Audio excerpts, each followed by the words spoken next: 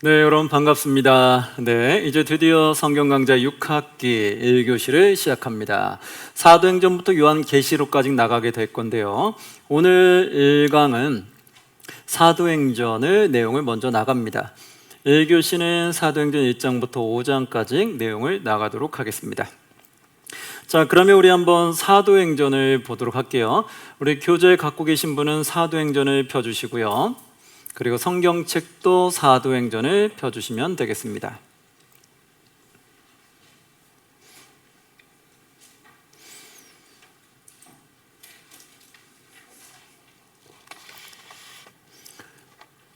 자, 사도행전 보셨죠? 일단 교재를 한번 먼저 보시면 교재 사도행전의 밑에 개론을 한번 좀 보도록 할게요. 개론을 보시면 사도행전의 저자는 누구로 되어 있어요? 누가로 되어 있어요. 의사이며 역사가이고요. AD 90년 이후에 로마에서 기록된 것으로 보고 있어요. 누가복음에서는 데오빌로 각하라고 부르고 있고요. 하지만 사도행전에서는 데오빌로여라고 부르게 됩니다. 즉 누가의 편지를 통해 데오빌로라는 사람이 예수를 믿게 되었고 믿음으로 말미암아 가까운 사이가 되었다고 그렇게 보고 있습니다. 누가복음을 통해 예수 그리스도에 관해 알려주었다면 사도행전을 통해서는 데오빌로에게 초대교회 사도들을 통한 성령의 역사를 자세히 알려줬다라고 봅니다. 그래서 이거는 사도들이 있었던 행적들, 그 역사를 나중에 총 정리해서 데오빌로라는 사람에게 이것을 알려줬던 내용이죠.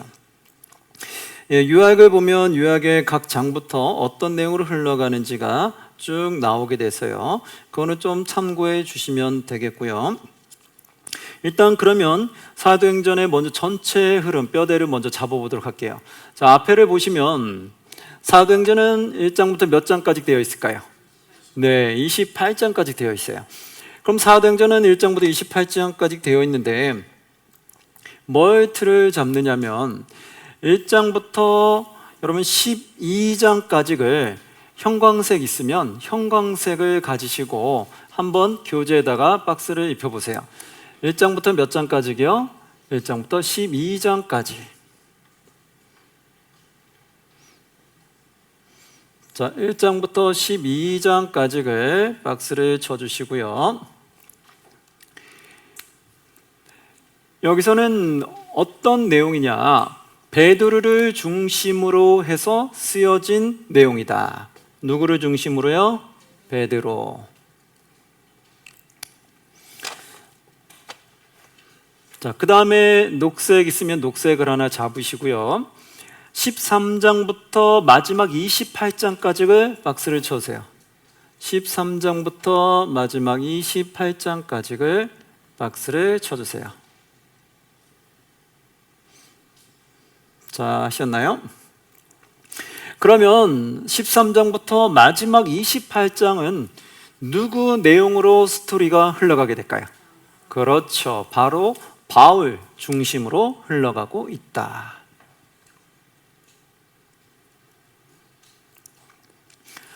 자, 이제 여러분 사도행전 볼 때 딱 구분이 되죠. 사도행전 먼저 들어간다. 그럼 먼저 두 개로 나눠서 보시면 돼요. 1장부터 몇 장까지는 누구 중심으로 쓰여졌다고요? 그렇죠. 1장부터 12장까지는 누구 중심? 그렇죠. 베드로 중심으로 쓰여졌다. 13장부터 마지막 28장까지는 누구 중심으로요? 바울 중심으로 쓰여졌다. 네, 이렇게 보시면 성경이 조금 더 쉽게 이해가 될 거예요. 그럼 성경 읽을 때 금방 12장까지는 누구 중심으로 흘러가는지 생각하고 보시면 되겠죠. 자, 그러면 1장부터 오늘 5장까지니까 먼저 내용을 조금 살펴보도록 할게요.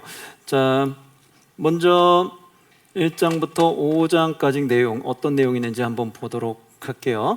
1장부터 12장까지에서 만약에 조금 뼈대를 살펴본다고 하면 일단 6장부터는 7집사의 내용이 나오기 시작을 해요. 그러니까 오늘 1교시 5장까지는 7집사 내용은 안 나올 거고 6장부터 나오겠죠. 그러면 여러분 주황색 있으면 주황색을 하나 잡으시고 6장부터 8장까지 한번 박스를 쳐줘 보세요. 6장부터 8장까지 6장부터 8장까지는 누구 내용이 나온다고요? 7 집사.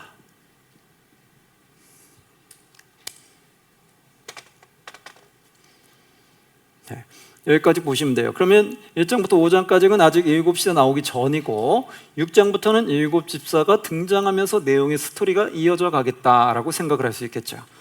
자, 그러면 1장부터 5장까지는 어떤 내용이 있는지를 한번 살펴보도록 할게요. 자, 우리 한번 성경책 보시기 바랍니다. 성경책 사도행전 1장을 보시기 바랍니다. 사도행전 1장. 자, 1절에 보면 데오빌로여라고 나오죠. 누가복음에서는 데오빌로 각하여 이렇게 나왔지만 사도행전에서는 데오빌로여라고 좀 친선 있게 나왔다. 자, 그러면 데오빌로여 내가 먼저 쓴 글에는 먼저 쓴 글은 누굴까요? 이 누가가 무엇을 앞에 썼을까요? 누가복음. 그렇죠? 그러면 누가복음과 사도행전은 누가가 기록한 것이다 라고 알 수 있겠죠. 그럼 이전에 먼저 쓴 글은 바로 누가복음을 말하는 거예요. 먼저 쓴 글 누가복음에는 물은 예수께서 행하시며 가르치시기를 시작하신부터 그가 택하신 사도들에게 성령으로 명하시고 승천하신 날까지를 기록하였노라. 그렇죠? 복음서에 그렇게 돼 있잖아요. 그렇죠? 바로 거기까지 내가 기록해서 알려줬다는 거예요. 그런데 이제 사도행전부터는 무슨 이야기냐? 사도들을 통한 하나님의 역사하심이겠죠. 자, 그리고 3절에 계속해서 보면 그가 고난받으신 후에 또한 그들에게 확실한 많은 증거로 친히 살아계심을 나타내사 40일 동안 그들에게 보이시며 하나님 나라의 일을 말씀하시니라. 사도와 함께 모이사 그들에게 분부하여 이르시되 예루살렘을 떠나지 말고 내게서 들은 바 아버지께서 약속하신 것을 기다리라. 5절 요한은 물로 세례를 베풀었으나 너희는 몇 날이 못되어 성령으로 세례를 받으리라 하셨느니라. 이렇게 말했죠. 자, 그리고 나서 이제 예수님의 부활 사건 이후에 6절부터 이런 일이 생겼어요. 그들이 모였을 때 예수께 여쭈어 이르되 주께서 이스라엘 나라를 회복하심 이때니까 하니 이르시되 때와 시기는 아버지께서 자기의 권한에 두셨으니 너희가 알 바가 아니다. 그러면서 8절에 뭐라 말씀하셨냐? 오직 성령이 너에게 임하시면 너희가 권능을 받고 예루살렘과 온 유대와 사마리아와 땅끝까지는 내 증인이 되리라 하시니라. 아멘. 이게 예수님이 부활하시고 이제 승천하시기 전에 하셨던 말씀이에요. 그 마지막 말씀 중에 성령이 너에게 임하시면 어떤 역사가 일어난다? 너희가 권능을 받는다는 거예요. 즉 하나님의 권능은 무엇을 통해 받아요? 성령을 통해. 우리 성령 하나님의 역할이 무엇인지 그 전에 배웠죠. 성령의 역할은 뭐예요? 능력을 행하는 거라고 했죠. 즉 성령을 통해서 우리가 능력을 받아 예루살렘과 온 유대와 사마리아와 땅끝까지로 점차 커져가는 걸 나타내죠. 핵심적인 예루살렘부터 온 유대 그리고 사마리아 땅끝까지 점차 지경이 넓어지는 걸 볼 수 있어요. 땅끝까지는 내 증인이 되리라 하시니라. 결국 증인 삼는다. 그럼 증인이 된다는 건 뭐예요? 예수님에 대한 복음, 진리를 전한다는 거예요? 전하지 않는다는 거예요? 전한다는 거죠. 그 땅끝까지 증인이 된다는 걸 전한다는 거예요. 그럼 지금 우리가 하나님의 영접한 자, 예수 그리스도 영접한 자로서 그리스도인으로서 우리는 어떻게 돼요? 성령을 받았으면 우리는 땅끝까지 예수님의 증인이 되어야 돼요? 증인이 안 돼야 돼요? 돼야 되죠. 그럼 우리 당연히 증인이 돼야 되니까 예수님에 대한 복음을 전해야 되는 거죠. 예, 그게 우리의 사명이에요. 근데 우리가 신앙생활하면서 이걸 잊어버리고 살았다라면 그리스도인으로서 부끄럽게 살고 있었던 거예요. 나는 예수의 증인이 돼야 되는데 온 땅에, 그런데 우리는 땅끝까지 전혀 증인이 되지 않는 거예요. 예수님을 알려주질 않는 거예요. 나 혼자만 열심히 믿고 그냥 하나님 부르심 받으면 되겠다, 이렇게 착각하고 신앙생활한 것이 너무 많다라는 거예요.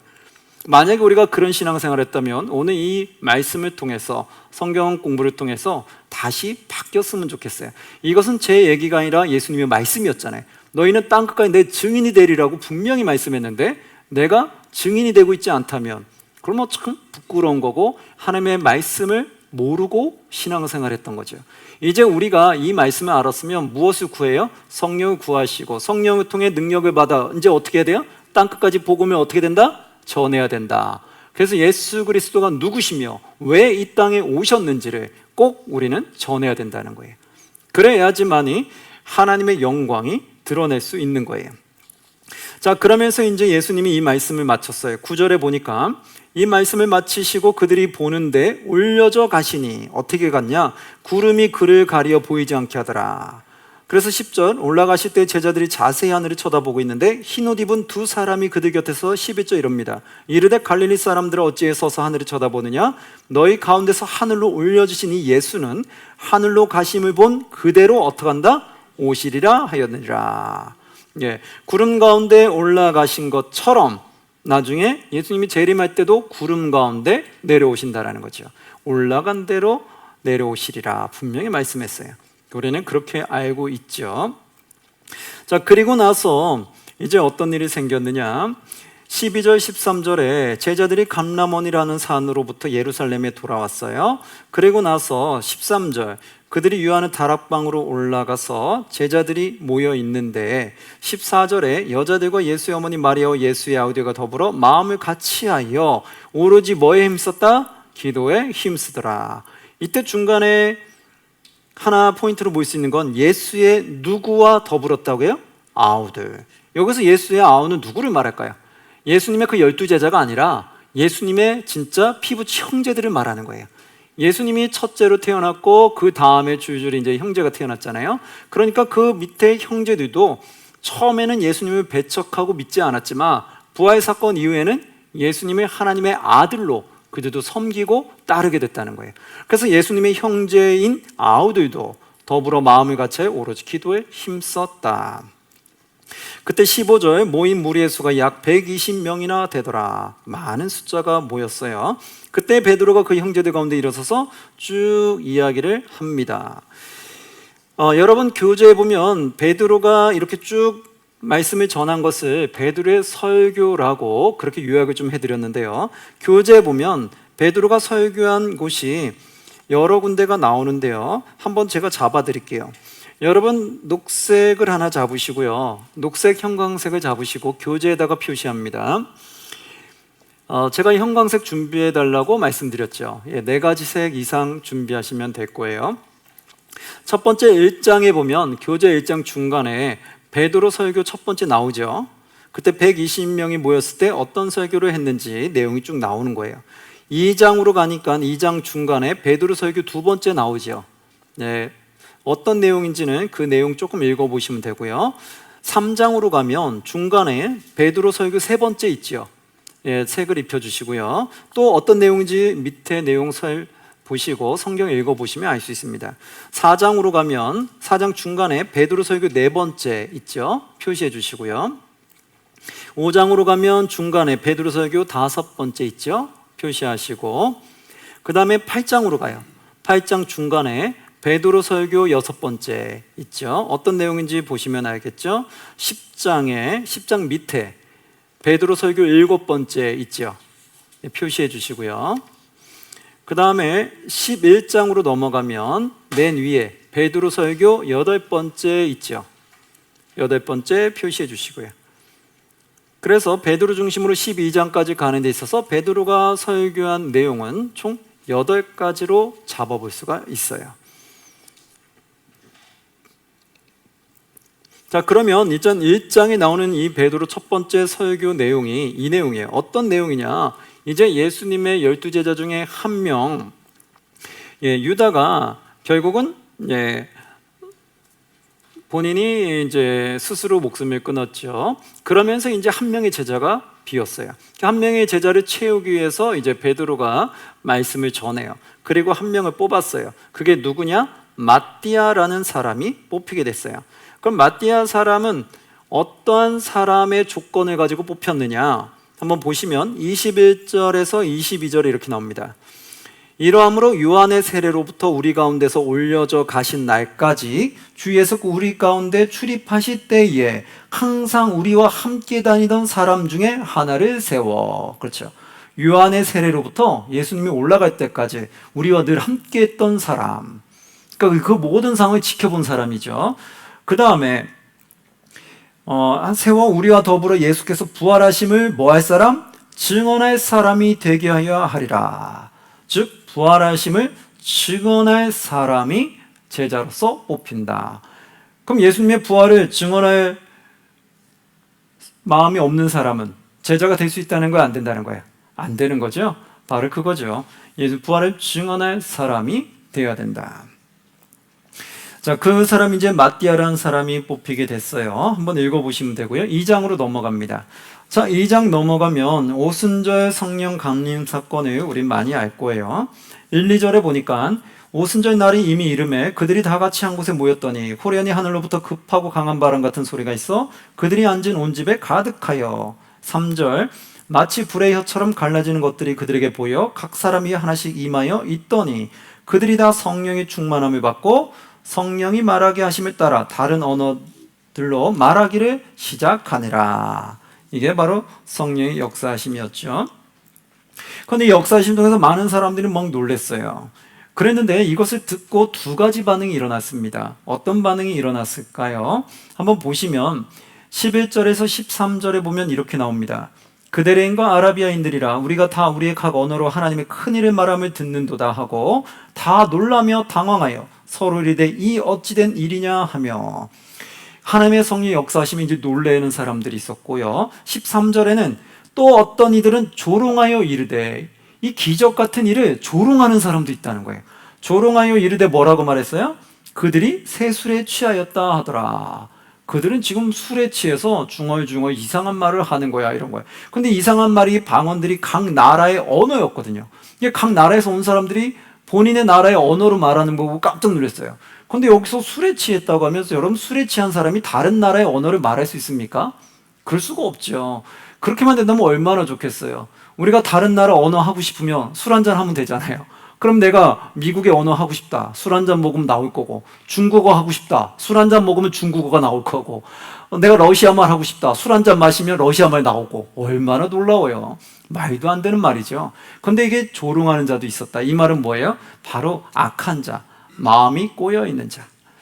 여러분 그리스도인들은 교회 안에서도 무언가 일을 할 때 어떤 분들은 그 일을 할 때 있어서 와 역시 하나님이 하시는구나 라고 좋게 보고 말해주는 사람도 있고, 어떤 분은 마음이 꼬인 분들은 그걸 보고 안 좋게 말하는 분이 있어요. 에이 그거 뭐 지켜봐야 알지 뭐, 에이 그 조금 하다가 안 될 거고 그거 어쩌다가 된 거야, 무슨 하나님의 능력이고 무슨 성령의 기적이야, 그거 그냥 어떻게 하다 보니까 운 좋게 된 거야, 이런 식으로 약간 조롱하듯이 비하하는 말을 하는 분이 있어요. 그거는 어떻게 된 거예요? 내 마음에 뭐가 있는 거예요? 악한 마음이 있다는 거예요. 여기서 이 말은 뭐냐면 성령의 역사하심을 보고도 그것을 조롱하는 자들이 있더라. 그건 뭐냐면 그 사람 마음이 악하다는 걸 말하는 거예요. 우리 그리스도인들은 마음에 선한 마음이 있어야 될까요? 악한 마음을 가져야 될까요? 선한 마음을 가지셔야 돼요. 우리가 하나님의 역사하심을 보며 긍정적으로 보고 하나님이 정말 놀라운 일을 하시겠구나라는 그것을 보면서 나가야죠. 그걸 보고 자꾸 엉뚱하게 브레이크 거는 쪽으로 자꾸 부정적인 말로 말해버리면 성령의 역사를 방해하게 되는 거예요. 그래서 그런 일이 있으면 안 되겠죠. 여기서 성령의 역사하심을 방해해버렸어요. 그러다 14절 이후로 보니까 베드로가 11사도와 함께 서서 소리를 높여 이르되, 소리 높여 이뤘어요. 유대인들과 예루살렘에 사는 모든 사람들아, 이 일을 너희로 알게 할 것이니 내 말에 귀를 기울이라.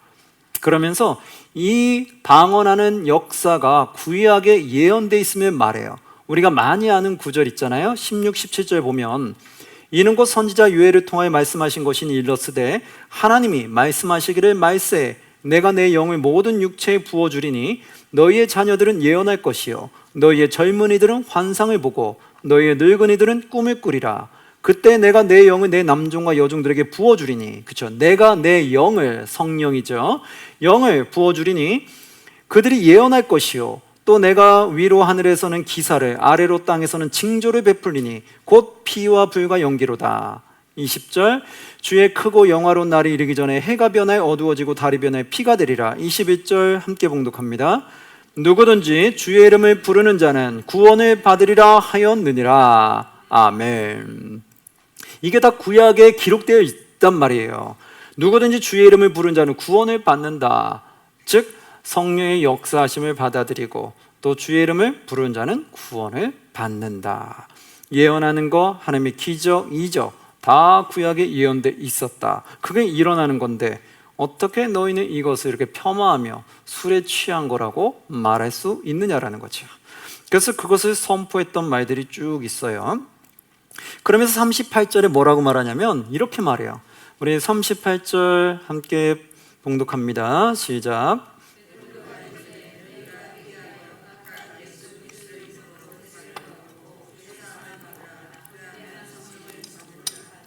아멘.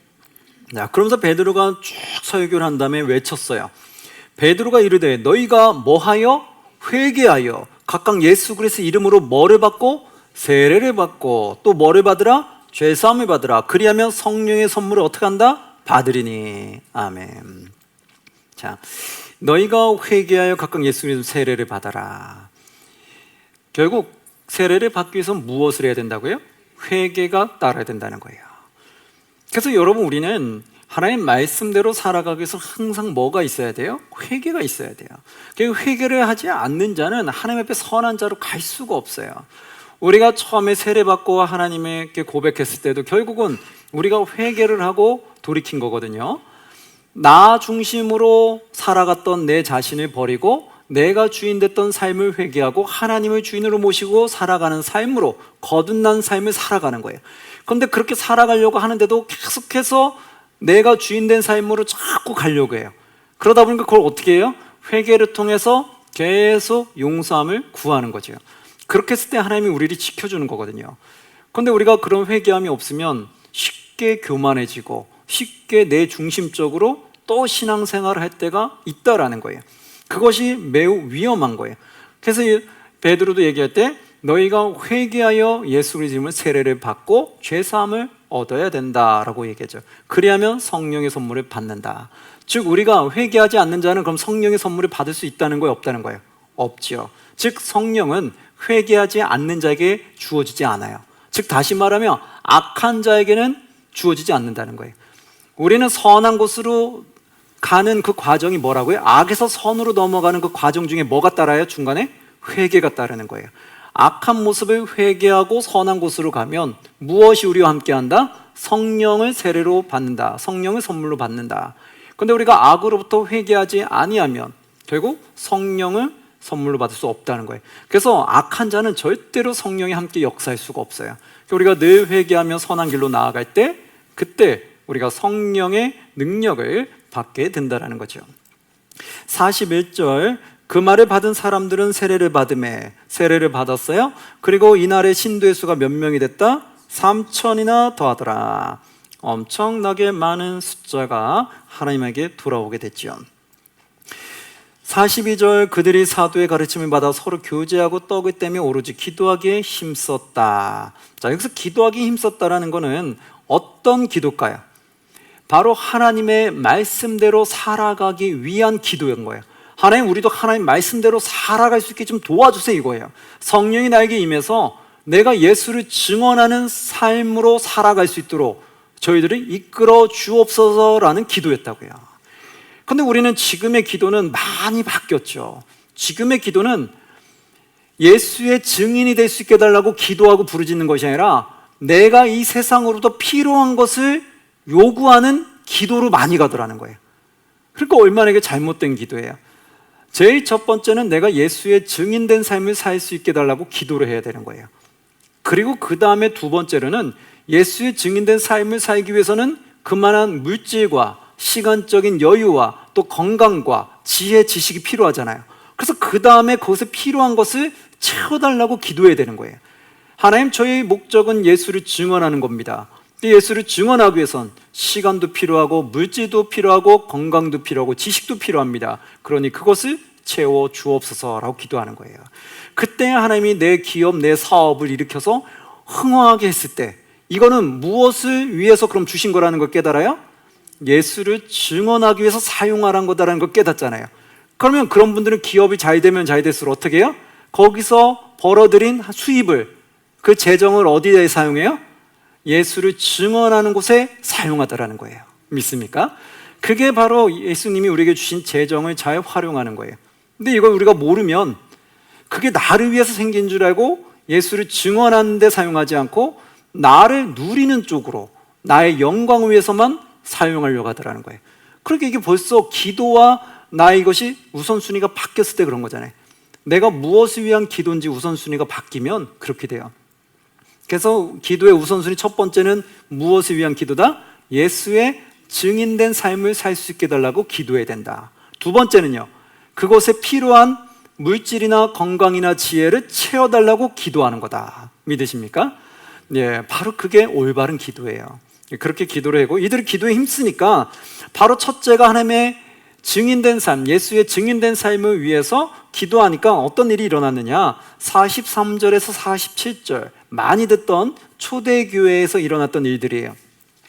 한번 보시면 43절, 사람마다 두려워하는데 사도들로 말미암아 기사와 표적이 많이 나타나니 믿는 사람이 다 함께 모여 물건을 서로 통용하고 또 재산과 소유를 팔아 각 사람이 필요를 따라 뭐 했다? 나눠주며. 46절, 날마다 마음을 같이하여 성전에 모이기를 뭐 했다? 힘쓰고 집에서 떡을 떼며 기쁨과 순전한 마음으로 무엇을 먹고? 음식을 먹고. 47절, 하나님을 뭐하며? 찬미하며 또 온 백성에게 뭐하며? 친송을 받으니 주께서 구원받는 사람을 날마다 어떻게 했다? 더하게 하시니라. 아멘. 이게 일어나는 거예요.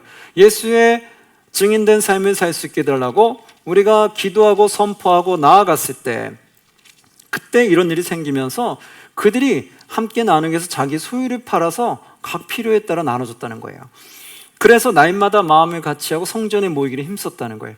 그러니까 성전에 모이기에 우리가 힘쓰는 거지, 성전에 모이는 거 힘쓰지 않으면 우리는 힘이 약해지는 거예요. 그러니까 성전에서 무언가 있을 때는 우리가 열심히 모이기를 힘써야 돼요. 그래서 그들이 모이기 힘썼고 나눴다. 그래서 백성들에게 친송받고 하나님을 찬양하는, 찬미하는 일을 했다라고 말하죠. 자, 여기서 그래서 결국 나중에 보면은 뒤에 그런 내용이 나와요. 여기서 한참 초대교회에서는 가난한 사람들이 서서히 없어지더라 이렇게 나와요. 왜 그랬을까요? 가난한 사람도 있고 부한 사람이 있었는데 부한 사람이 자기의 소유를 팔아서 교회에다가 내물을 내서 그것을 어려운 사람을 돕는 데 썼거든요. 그걸 우리는 이제 구제라고도 말하죠. 그래서 어려운 사람 돕는 데 써서 그렇게 가난한 자들이 많지 않게끔 바뀌었다는 거예요. 그럼 지금은 어떻게 해요? 지금의 방법은 어떻게 되는 거예요? 내 소유를 팔아서 하나님께 드리는 분들도 있는 분도 있죠, 정말. 그런데 그렇게 쉽지 않을 때는 어떻게 하냐면, 내가 하나님께 물질의 축복을 받은 사람은 교회에다가 하나님의 헌금을 드려서 이 헌금이 쌓여서 교회의 어려운 분들을 돕는 그런 구제 쪽으로 가줘야 된다는 거예요. 그러니까 교회 안에 힘든 사람들을 돕는 쪽으로 가야 된다는 거예요. 그래야지 교회 안에 힘든 사람들이 거기 힘을 얻고 또 그 안에서 또 은혜를 얻고 위로를 얻어서 다시 힘차게 주님의 영광을 살아갈 수 있는 거예요. 그리고 그들이 뭔가 삶이 회복되면 또 어려운 사람들을 위해서 자신의 것을 또 교회에 드리겠죠. 그래서 그게 계속 반복해서 내려가야 되는 거예요. 그런데 우리가 하나님한테 헌금 드린 건 아까워하고, 내가 돈이 많은 것들을 하나님 축복해 줬는데도 하나님께 드리는 게 아까워서 딱 필요한 정도만, 남이 내는 정도만 딱 내고 그 외에는 안 내고, 이런 식으로 인색하게 나가면 그럼 이제 어려운 사람 도울 수 있는 그 역할이 멈춰버리는 거죠. 근근히 교회가 유지할 정도만 가고 어려운 사람들 도울 수 있는 그 상황까지는 못 가는 거죠. 그래서 그게 우리의 강팍함, 또 우리의 완악함이 될 수 있죠. 그래서 이때 당시에는 한참 그렇게 성령이 입었을 때는 그렇게 했다는 거예요. 내가 소유가 많은 사람은 소유를 팔아서 교회에 줘서 그걸 가지고 교회에 어려운 사람들을 돕게끔, 그렇게 해서 서로 은혜 가운데 살아갈 수 있게끔 그렇게 행했다는 거예요. 3장으로 넘어갈게요. 3장에서는 잘 아시는 것처럼 1절, 제9시 기도 시간에 베드로와 요한이 성전에 올라갈 때 9시 기도 시간에 올라갔다고 말해요. 그때 나면서 못 걷게 된 이를 만났다. 나면서 걷지 못한 안진뱅이를 만난 거죠. 제9시 기도 시간이라고 했죠. 왜 9시를 기도 시간이라고 말했을까요? 한번 보시면 그때 당시에는요, 유대인들이 하나님한테 시간을 정하고 기도해야 되겠다 해서 딱 하루에 3번의 타임을 정하고 했어요. 그게 몇 시냐? 그들 시간으로는요 3시, 6시, 9시였어요. 그러면 3시, 6시, 9시가 현재 시간으로는 몇 시일까요? 3시가 6시간을 더하면 돼요. 그럼 몇 시예요? 9시. 6시는요? 그렇죠, 12시. 9시는요? 그렇죠. 오후 3시가 되겠죠. 3시. 아니면 우리가 지금으로 보면 15시라고 하면 금방 또 알 수 있겠네요. 자, 15시. 근데 여기서 이제 많은 분들은 4시가 9시인지 뭐 혼동되는 분들이 좀 있어요. 근데 이거 혼동을 조금 없애주기 위한 것이 있는데 한번 원리를 파악하면 금방 없어질 수 있어요. 한번 보실까요? 자, 이렇게 시계가 있다고 치면요, 유대인의 시간은 어떻게 되냐면 밑에 저녁 시간이 되는, 해가 떨어지는 그 시간이 하루가 시작이에요. 그게 보통 밑에를 0시로 시작해요. 우리가 시작하는 6시가 그들한테는 0시인 거예요. 그리고 나서는 뒤로 가면 몇 시가 돼요? 여기가 3시, 여기가 6시, 9시, 이게 12시면서 0이 되는 거예요. 우리는 0이 위부터 시작하잖아요. 그래서 3시, 6시, 9시, 12시 이렇게 가잖아요. 여긴 밑에부터 시작한다는 거예요. 그리고 우리처럼 지금처럼 지금은 13시, 14시, 15시 이렇게 말하잖아요. 거기는 그게 없어요. 그러면 낮에는 낮에 3시, 낮에 6시, 낮에 9시 이렇게 말하고, 밤은 밤에 3시, 밤에 6시, 밤에 9시라고 말하는 거예요. 그럼 이 3, 6, 9는 낮 시간을 말하는 거예요. 그러면 밤에 3시라는 것은 우리나라가 12시로 잡으면 이때가 몇 시가 되냐면 낮 9시가 되는 거예요. 여기는 우리가 6시가 될 거고 여기는 3시가 되는 거죠. 여기는 이제 12시가 되는 거고. 그래서 여기가 유대인의 3시다 이러면 우리 시간으로는 몇 시냐? 9시가 되는 거예요.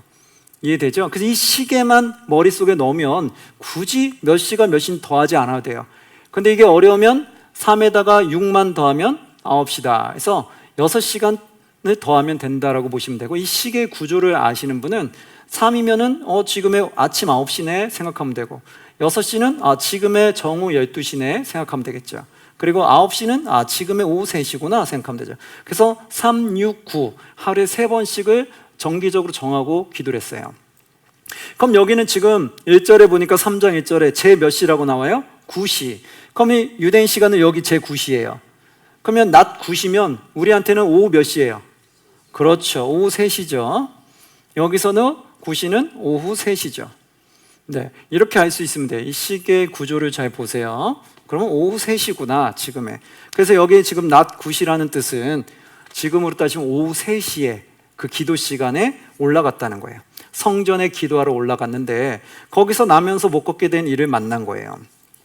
그래서 그가 구하는 것은 물질적이었을 거예요. 그러나 제일 중요한 거는 근본이 치유되는 게 제일 좋겠죠. 나면서 안진뱅이 몸이 건강해지면 모든 것들을 할 수 있잖아요. 여러분, 우리가 건강을 잃으면 모든 걸 다 잃는 것 비슷하죠. 제가 아무리 돈이 많으면 뭐예요? 건강 잃었어요. 아무 소용 없잖아요. 내가 잃어서 움직이지 못하는데 돈이 있으면 이거 뭐 했을 거예요? 내가 돌아다니지 못하는데. 건강을 잃으면요, 돈이 있어도요 먹고 싶은 거 못 먹어요. 건강을 잃으면 여러분 아시잖아요. 음식 조절해야 될 게 얼마나 많아요. 피해야 될 게 얼마나 많아요. 그럼 건강 잃고 나면요, 돈 많아도 내가 먹고 싶은 거 다 그림의 떡이에요.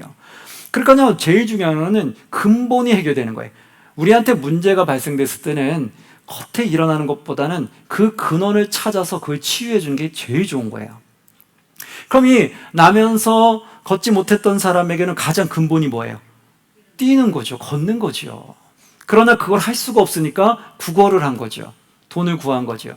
그래서 이 베드로는 근원을 치료해 주게 됩니다. 한번 보시면 6절에서 8절. 베드로가 이르되 은과 금은 내게 없거니와 내게 있는 이것을 내게 주리니 뭐죠? 나사렛 예수 그리스도 이름으로 일어나 걸으라 하고. 아멘. 걸으라고 외쳤는데 누구의 이름으로 얘기했어요? 나사렛 예수 그리스도 이름으로. 즉 뭐냐? 누구의 능력으로 한 거예요? 베드로의 능력 아니면 예수님의 능력? 그렇죠. 바로 모든 역사 치유는 예수님의 이름으로 했다는 거예요.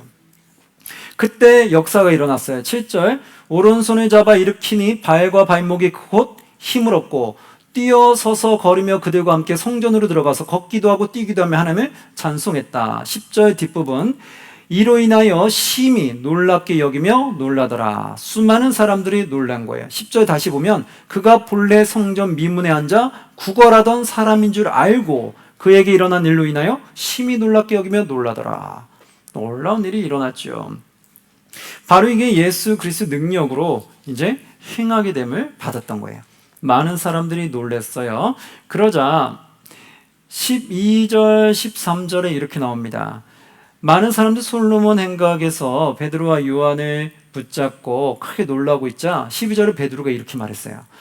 베드로가 이것을 보고 백성에게 말하되 이스라엘 사람들아 이 일을 왜 놀랍게 여기느냐? 우리 개인의 권능과 경건으로 이 사람을 걷게 한 것처럼 왜 우리를 주목하느냐? 이렇게 말했죠. 그 말은 뭐예요? 베드로 통해 역사가 일어나니까 베드로가 되게 뛰어난 것처럼 사람들이 막 몰려들면서 그를 친송하려고 했다는 거예요. 그때 베드로가 탁 거절했어요. 왜 우리의 능력으로 이런 일이 일어난 것처럼 왜 우리한테 다가오느냐? 그럼 13절 아브람과 이삭과 야곱의 하나님 곧 우리 조상의 하나님이 그의 종 예수를 영화롭게 하셨느니라. 아멘. 바로 이게 예수님을 통해서 일어난 거다. 그 예수님을 친송하고 찬양해주면 나를 찬양하려고 하느냐 이런 거죠. 우리가 하나님 믿는 가운데 내가 기도하거나 아니면 나를 통해 놀라운 일이 일어나면 사람들은 자꾸 우리 인간 피조물을 자꾸 찬양하려고 해요. 와, 저분 대단한 것 같다. 저분 뛰어난 것 같다. 그래서 막 그분을 막 되게 친송하고 찬양하려고 하는데 그걸 조심해야 돼요. 그걸 내가 조심하지 않으면 내가 교만해져서 내가 진짜 그런 줄 알아요. 그래서 사입이 교주가 될 수 있어요. 와, 다 내가 뭔가 예수님처럼 능력이 뛰어나고 내가 하나님이 된 것처럼 나를 떠받쳐라 이런 식이 될 수 있어요. 그래서 여러분 우리가 하나님을 믿고 나아가다 보면 여러 가지 성령의 역사가 일어남을 경험할 수 있을 거예요. 근데 그때 늘 조심하셔야 돼요. 교만하지 않도록. 그것이 내가 한 것이 아니라 누가 하신 거라고 하나님의 능력으로 된 것을 꼭 여러분 고백하셔야 돼요. 그렇게 안 하면 내가 잘난 줄 알아요. 그래서 여러분 그것도 하시고 내가 만약에 사업이 잘 됐다. 그래서 사업이 계속 흥행한다. 그러면 내가 잘나서 그런 거예요? 하나님이 도와주셔서 그런 거예요? 그렇죠. 그게 고백이 되셔야 돼요. 그걸 고백 안 하면 내가 잘나서 사업이 잘 되는 것처럼 막 나를 너무 자랑하고 띄우면서 다니시는 경우가 있어요. 그래서 그런 것은 교만으로 빠질 수 있기 때문에 교만은 패망의 멸망이다. 그래서 항상 교만하지 않도록 해야 된다. 베드로도 여기서 어떻게 했느냐? 교만하지 않도록 자기 낮추죠. 왜 내 능력을 한 것처럼 그렇게 나한테 몰려드느냐? 나사렛 예수 그리스도 이름으로 한 거다. 예수님의 능력으로 한 거다. 그분을 찬양을 하면서 쭉 얘기했어요. 4장으로 넘어갈게요. 4장에 넘어가면 거기서 베드로와 요한이 체포를 당했어요. 왜? 많은 사람들이 이걸 보고 놀라면서 시기하는 자들이 있었어요. 4장 1, 2절 보니까 사도들이 백성에게 말할 때 제사장들과 성전 맡은 자와 사두개인들이 이르러 2절 예수 안에 죽은 자의 부활이 있다고 백성을 가르치고 전함을 뭐 했다? 싫어한 자들이 있었어요. 3절 그들을 잡음에 날이 이미 저물었으므로 이튿날까지 가두었으나 말씀을 들은 사람 중에 믿는 자가 많으니 남자의 수가 약 몇 명이다? 5천이나 되었더라. 남자의 수가 5천이면 여자는 몇 명이나 되겠어요? 보통 여러분 복음 자리에 남자가 더 많이 모일까요? 여자가 더 많이 모일까요? 보통 여자분이 더 많이 모여요. 왜 그럴까요? 여러 가지가 있을 수 있겠지만 여자분들이 남자보다 약간 감수성이 더 풍부한 게 있어요. 그래서 복음을 받아들이는 유래에서 있어서 여자분들이 훨씬 빨리 받아들이는 게 있고 또 남자들은 일하는 게 있기 때문에 그 일 때문에 이렇게 복음 듣는데 시간을 내기가 매우 어려웠어요. 근데 옛날로 가면 갈수록 여자분들은 일하는 쪽으로는 좀 멀었어요. 여자분들은 보통 가정일이었고 남자들이 바깥일이었어요. 그러니까 바깥에서 일어나는 일은 남자는 다 일터로 가 있다 보니까 이렇게 오기가 어려운 거예요. 자기 일을 그만두고 와야 되잖아요. 근데 여자분들은 가정을 섬기다 보니까 시간을 내서 갔다 올 수가 있는 거예요. 그러니까 복음 듣는 자리에 여자분들이 많이 올 수 있는 그런 여건들이 좀 있었고 남자들은 그렇게 가기가 힘들었던 거예요. 그러면 남자들이 이렇게 모여서 5천 명이 될 정도면 여자분들은 어느 정도에 가요? 남자의 수 이상이 되겠죠. 그러면 엄청난 수가 복음을 받아들였다는 걸 알게 돼요. 자, 이렇게 결국 시기하는 자가 있었어요. 그들이 결국 그들을 잡았지만 하나님의 역사는 계속해서 일어났어요. 그리고 나서 하나님이 그들을 다시 부르시고 그들을 다시 세우시는 것을 보게 되죠. 여기서 제자들은 그들에게 잡혀갔는데 그들에게 담대하게 말했어요. 어떻게 말했느냐? 죽음을 각오하고 말하게 됐는데 예전 같았으면 종교 지도자들한테 함부로 말할 수가 없었거든요. 근데 여기서 담대하게 말했어요. 그것이 8절 말씀 보면 베드로가 성령이 충만하여 이르되 백성의 관리들과 장로들아 이렇게 나오잖아요. 성령이 충만하니까 목숨을 걸고 담대하게 말하더라. 그러면서 쭉 말하면서 뭐라고 말하냐면 12절 다른 이로서는 구원을 받을 수 없나니 천하 사람 중에 구원을 받을 만한 다른 이름을 우리에게 주신 일이 어떡한다? 없음이라 하였더라. 그렇죠.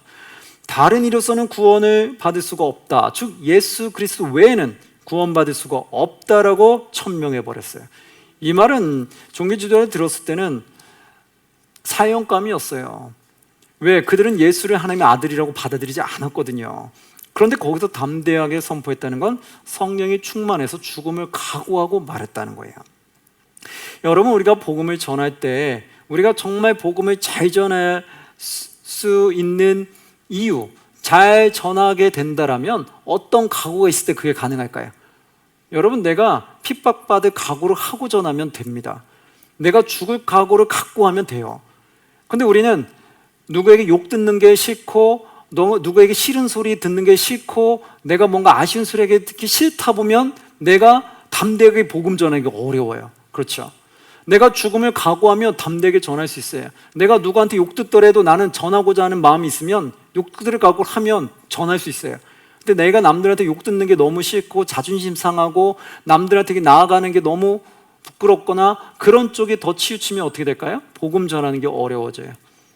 그리고 여러분, 성령이 충만하다는 건 나를 비운다는 거예요. 성령이 충만한 건 나의 자존심, 나의 부끄러움, 나의 모든 것을 내려놓는 거예요. 그랬을 때 성령이 충만함을 갖고 전하는 거예요. 그래서 여러분, 복음 잘 전하는 사람 보세요. 어떤 막 이상한 소리 들어도 다 참아내고 그러려니 하고 계속 전하잖아요. 뭐 물이 끼얹어도 물 맞으면서 또 복음 전하러 가잖아요. 그런 분은 왜일까요? 비운 거예요, 자신을.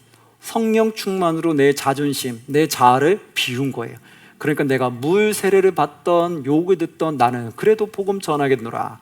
주님이 나를 부르신 그날까지 나는 예수의 증인이 되겠노라. 그 사명이 꽉 찬 거예요. 그러니까 욕을 듣던 뭐하던 할 수 있었던 거예요. 그러니까 우리가 그렇게 하려면 어떻게 돼요? 바로 이 마음이 필요하다는 거예요. 성령의 충만함을 받아서 나는 십자가에 못 박았다 생각을 해야 돼요.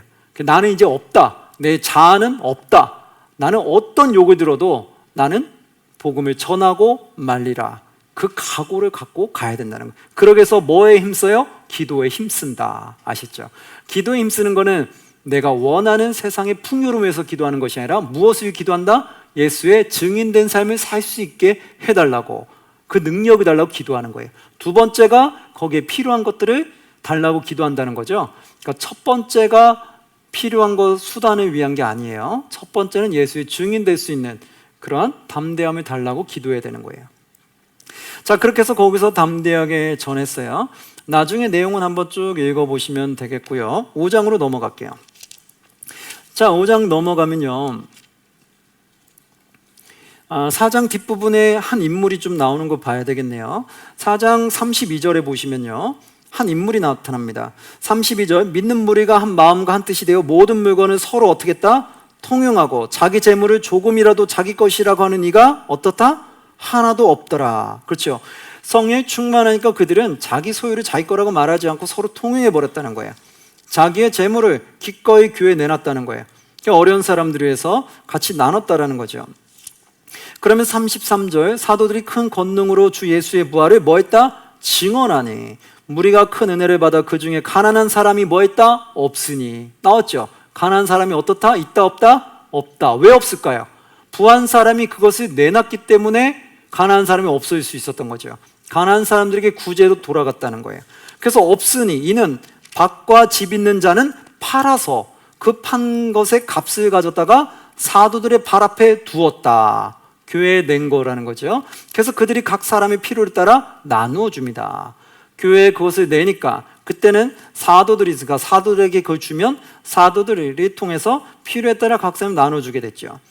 그 중에 한 명의 인물이 누구냐? 36절, 구브로에서 난 레위족 사람이 있으니 이름은 요셉이라. 사도들이 일컬어 무엇이라 했어요? 바나바라. 우리가 잘 알고 있는 바나바. 예, 사도 바울과 함께 동행했던 바나바이죠. 그 인물이에요. 그 바나바가 있는데 번역하면 위로의 아들이라. 바나바가 밭이 있음에 팔아서 그 값을 가지고 사도들의 발 앞에 뭐 했다? 두니라. 바로 자신의 밭을 팔아서 교회에 낸 사람 중에 한 명이 누구다? 바나바라는 인물이었다는 거예요. 그만큼 바나바도 성령 충만한 자였다라는 걸 말해요. 여러분 한번 생각해 보세요. 내가 갖고 있는 이 밭을 팔아서 하나님께 드릴 수 있는 사람 몇 명 될까요? 우리는 밭이 있으면 갖고 있지요. 갖고 있고 싶죠. 이거 시간 지나면 다 돈방석이다 이러잖아요. 야, 지금 터 갖고 있는 거 절대 팔지 마. 이거 10년, 20년 갖고 있으면 이거 나중에 돈이 엄청 떠가지고 이걸 통해 내가 수억을 벌어들일 수 있어. 절대 팔면 안 돼 이러잖아요. 근데 그 밭을 팔아서 하나님께 드렸다고 해보세요.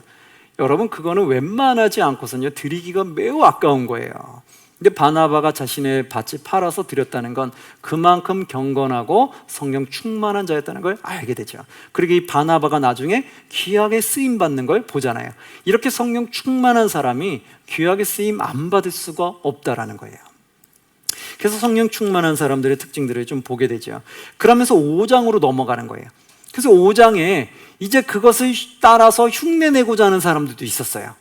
뭔가 이런 사람처럼 자신도 경건해 보이고 싶고 이런 사람이 있었는데, 그런 사람들이 어떤 일이 일어났느냐, 5장 1절에 보니까 한 인물이 나왔어요. 한 부부가 나왔는데 5장 1절, 아나니아라 하는 사람이 그의 아내 누구? 삽비라와 더불어 소유를 팔아. 그렇죠. 아나니아와 삽비라는 한 부부가 등장했어요. 그들도 자신이 갖고 있는 소유를 팔아서 드리려고 했다는 거예요. 그랬는데 문제는요, 소유를 팔아, 그것도 좋은데 2절에 그 값에서 얼마를 어떻게 했다? 감춤해. 아나니와 삽비라는 이 인물이 밭을 팔았는데 그 소유를 어느 일부를 감춰버린 거예요. 감추고 그 아내도 알더라. 아내도 그걸 알고 있었어요. 그리고 얼마만 가져다가 사도들의 발 앞에 두니, 얼마만 즉 일부만 가져간 거예요. 밭을 팔았는데 그 돈이 아까운 거죠. 그래서 그거를 전부 드린 것이 아니라 밭의 일부만 가져간 거예요. 그리고 자신의 밭을 전부 팔아서 드린 것처럼 허위 보고를 하는 거예요. 즉 거짓말을 하게 되는 거죠. 그래서 얼마 앞에 두니, 3절 우리 함께 봉독합니다. 3절 시작.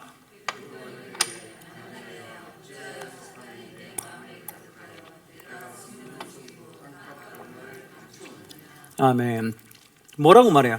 베드로가 이르되, 베드로가 벌써 성령 충만하기 때문에 영적으로 보는 눈이 있었던 거예요. 베드로가 이르되 아나니아야, 어찌하여 사탄이 너의 마음에 뭐하여 가득하여. 자, 우리가 그런 거짓말을 한다는 것은 어떤 영이 들어가 있다는 거예요? 사탄의 영이 들어간 거예요. 믿으십니까? 아멘. 그 우리 믿는 그리스도인들은요 거짓말을 하시면 안 된다는 거예요. 10계명 중에 9계명에 뭐가 있어요? 거짓 증언하지 말라. 분명히 말씀하잖아요. 거짓말하지 말라 하나님 말했잖아요. 그럼 하나님이 하지 말라는 거 하고 있다는 건 사탄이 하는 거예요? 성령이 시키는 거예요? 당연히 사탄이 시키는 거죠. 하나님이 하지 말라는 거 하고 있다는 건 사탄이 시키는 거잖아요. 그래서 우리 그리스도인은요 거짓말을 하시면 안 되는 거예요. 안 하려고 노력하고 조금이라도 사소한 거짓말을 했으면 빨리 하나님 앞에 회개하고 돌이켜서 그렇게 안 하려고 해야 돼요. 그렇게 안 하면, 회개를 하지 않으면 교회 다닌다고 하면서도 사기치는 분들이 있다라는 거예요. 교회 다닌다고 하면서 남의 물건 갖고 그것을 띄어먹는 사람도 있다는 거예요. 남의 물건 받고 돈 줄게요 하놓고선 돈 안 주고 띄어먹는 거예요. 그 왜 그러는 거예요? 바로 이런 거, 사탄이 들어간 거죠. 이해됩니까? 여러분 그거 영적으로 분별해야 돼요. 하나님 믿는다면서 거짓말하는 사람은 성령이 그 안에 있는 것이 아니라 그 안에 누가 있는 거예요? 사탄이 있는 거예요. 빨리 회개하고 돌이켜야 돼요. 그렇지 않으면 사탄의 앞잡이가 되는 거예요. 아나니아 삽비라도 결국 속였는데 그 안에 무엇이 있다고 말해요? 사탄이 있는 거다. 사탄이 너의 마음에 가득하여 너가 무엇을 속여요? 성령을 속이고 그 땅값 얼마를 뭐 했느냐? 감추었느냐. 다 드러나죠. 하나님에서 영이 밝은 자, 누가 어떻게 베드로를 속일 생각을 합니까? 그럼 베드로가 깨닫게 한 것도 누가 깨닫게 하신 걸까요? 하나님 깨닫게 하신 거죠. 왜요? 우리에게 지혜와 능력, 영 분별하는 것도 누가 주시는 거예요? 하나님이 주시는 거죠. 그 영 분별, 그것도 성령의 역사 중에 하나잖아요. 그렇죠? 바로 이 역사의 기록을 베드로가 그것도 갖고 있었던 거죠. 그 성령의 은사를 받은 것으로 영 분별해서 그가 성령을 속이고 땅과 감추는 것을 알았어요. 그래서 그에게 호통치는 거예요. 네가 어찌하여 사탄이 가득해서 성령을 속이고 거짓말을 하느냐? 그러면 4절, 땅이 그대로 있을 때에는 내 땅이 아니며 판회도 내 마음대로 할 수가 없더냐? 어찌하여 이 일을 내 마음에 두었느냐? 사람에게 거짓말한 것이 아니오 누구에게 한 것이다? 하나님께로다. 아멘. 여러분, 우리가 사람을 거짓말하잖아요. 그러면 결국 이것이 사람에게 거짓말한 것이 아니라 누구에게 거짓말한 것이라고요? 하나님에게 거짓말한 거예요. 그래서 이것이 하나님께 죄를 짓는 거고, 이러한 자는 결국 천국에 들어갈 수 있을까요? 없을까요? 못 들어가는 거예요. 뭐가 일어나기 전에는? 회개가 일어나기 전에는.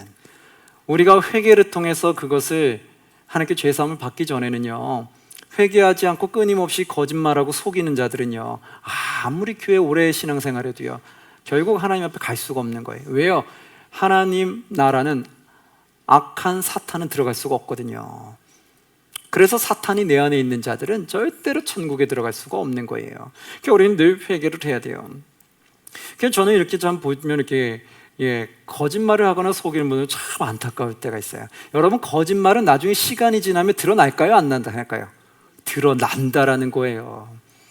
여러분, 그걸 알면 안 해야죠. 그걸 모르니까 거짓말하는 거잖아요. 시간 지나면 다 드러나죠. 그럼 결국 다 하나님에게 그 값을 다 받게 되어 있어요.